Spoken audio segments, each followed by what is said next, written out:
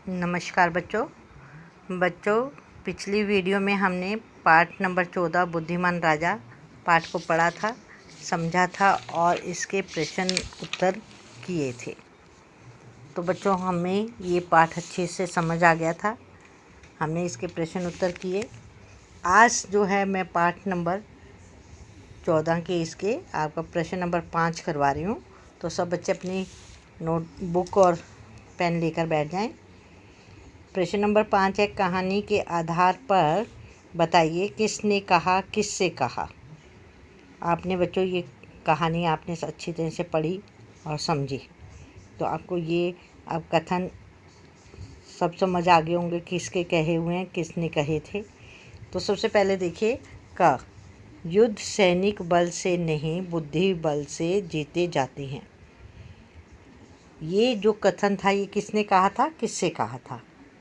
एक बुद्धिमान व्यक्ति ने राजा से कहे थे, है ना, कि जब वो गुप्त बैठक बुलाई गई थी और गुप्त बैठक में जो है सारे बुद्धिमान व्यक्ति बैठे हुए थे, तो उसमें से एक बुद्धिमान व्यक्ति ने इस बैठक में राजा से कहे थे कि उनसे कहे थे कि ये युद्ध जो है सैनिक बल से नहीं बुद्धि बल से जीते जाते हैं। तो यहाँ पर क्या उत्तर आएगा? एक बुद्धिमान व्यक्ति ने राजा से।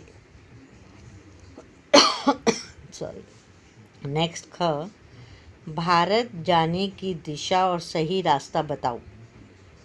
ये भारत जाने की दिशा और सही रास्ता बताओ, ये किसने कहा था? चीन के राजा ने कहा था। किससे कहा था? बंदियों से, जो बंदी बनाए हुए थे, भारतीय व्यक्ति बंदी बनाए थे, उनसे कहे थे।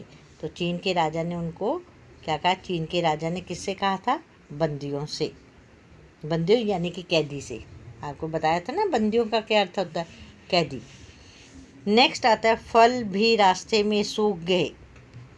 कहानी पढ़ी थी आपने, तो उसमें से हमने देखा था कि वो राजा ने जो बंदियों को भेजा हुआ था उसमें से एक वृद्ध ने कहा था कि एक अपने थैले में से निकाल कर सूखे फल दिखाते हुए चीनी राजा को क्या कहा था कि फल भी रास्ते में सूख गए। तो किसने कहा था? दूसरे वृद्ध ने राजा से कहे। दूसरे वृद्ध ने, वृद्ध होता है बूढ़े ने, राजा से कहे। अब फिर से एक बारी ध्यान दे दे, युद्ध सैनिक बल से नहीं बुद्धि बल से जीते जाते। ये किसने कहा? एक बुद्धिमान व्यक्ति ने राजा से कहे।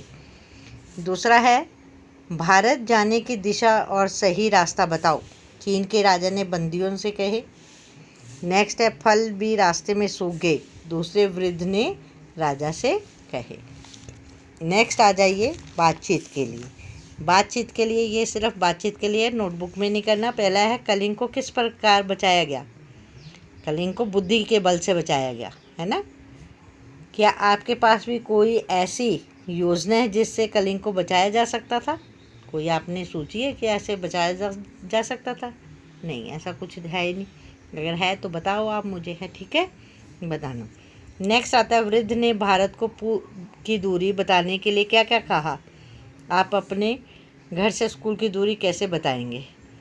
उसने यही बताया कि हम जब चले थे तो बिल्कुल जवान थे, छोटे छोटे थे, है ना, और चलते चलते क्या हुआ, रास्ते में हम जो सामान लेकर आए थे गलते सड़ते महीनों सालों जो बीत गए, आंधी आई तूफान आई तो वो सारे सारे गलते सड़ते फल लेकर आए तो वो सूख गए थे, और सूखने के बाद जो है बीज बने, बीज से पौधा बना, उगा फिर उसके बाद फल बने और वो फल जो है सूख गए, है ना। एक तो ये बताया था। दूसरा उन्होंने सुइयाँ दिखाई थी कि हम बड़ी बड़ी छड़ें लेके लोहे की चल रहे थे और वो गलते सड़ते पानी में बरसों बीत गए और जो गली सड़ी और उसके बाद जो है वो सुइयाँ मात्र रह गई थी। आपको पता है कि लोहा जो है पानी में गल जाता है ना, तो वो सुइयाँ रहेगी, मात्र रहेगी। तो इस प्रकार से उन्होंने बताकर अपनी दूरी को बताने का किया था कि बहुत दूर है। इसका मतलब क्या था कि बहुत दूर है, कि बहुत साल लग जाते हैं। जो जवान थे व्यक्ति वो भी बूढ़े हो गए हम जैसे। तो आप अपने घर स्कूल की दूरी को कैसे बताएंगे? कि समय कितना लगा, कितनी जो है पैदल हमें चलना पड़ता है, कितना समय लगता है ना, और कितने जो है कदम हमें चलने पड़ते हैं। इस प्रकार से हम उसका उसकी दूरी को बता सकते हैं। नेक्स्ट आता है आपकी कल्पना। सिंगापुर से कलिंग प्रदेश बहुत दूर था, इसलिए लिखिए ये चीज़ें सिंगापुर से कलिंग प्रदेश पहुँचते पहुँचते कैसी हो जाएंगी, है ना। यहाँ पर एक ये दी हुई हैं चीज़ें और फिर बताया हुआ भी है कि लोहे की छड़ थी वो कील रह गई थी मात्र। आपकी चादर क्या रह जाएगी, रुमाल बन जाएगी। तरबूज क्या रह जाएगा, बीज बन जाएगा। तलवार कैसी रह जाएगी, चाकू की जितनी मात्र। ठीक है, हो गया। नेक्स्ट आ जाइए भाषा की बात।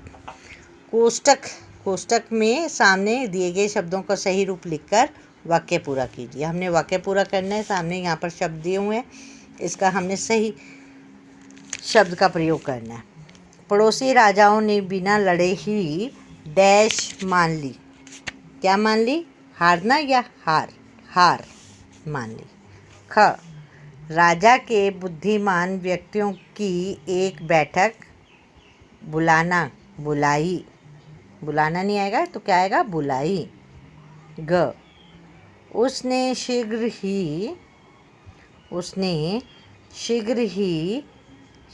उस पर काम शुरू कर दिया। करना का कर दिया। राजा को वह सुझाव बहुत पसंद आया।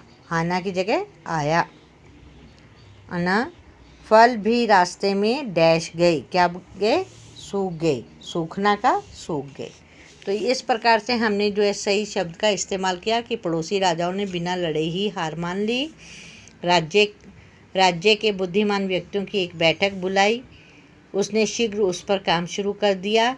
राजा को यह सुझाव बहुत पसंद आया और फल भी रास्ते में सूख गए।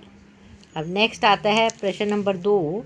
जो वाक्यांश किसी मूल शब्द के पीछे जुड़कर नया शब्द बनाते हैं और उनके अर्थ में परिवर्तन कर देते हैं उन्हें प्रत्यय कहते हैं। आपको बताया था प्रत्यय किसे कहते हैं, संस्कृत में भी बताया था, हिंदी में भी। जैसे बुद्धि जमा में मान, बुद्धिमान। पाठ में ऐसे 4 शब्द ढूंढ कर लिखे। जन्म जमा में भूमि, जन्म भूमि। महा जमा में मंत्री, महामंत्री। बुद्धि जमा में बल, बुद्धि बल। उप जमा में हार, उपहार। तो ये शब्द जो है अंत में लगे, भूमि, मंत्री, बल और हार, इनको हम क्या बोलते हैं, प्रत्यय। मूल शब्द क्या है, जन्म, महा, बुद्धि और उप। ठीक है।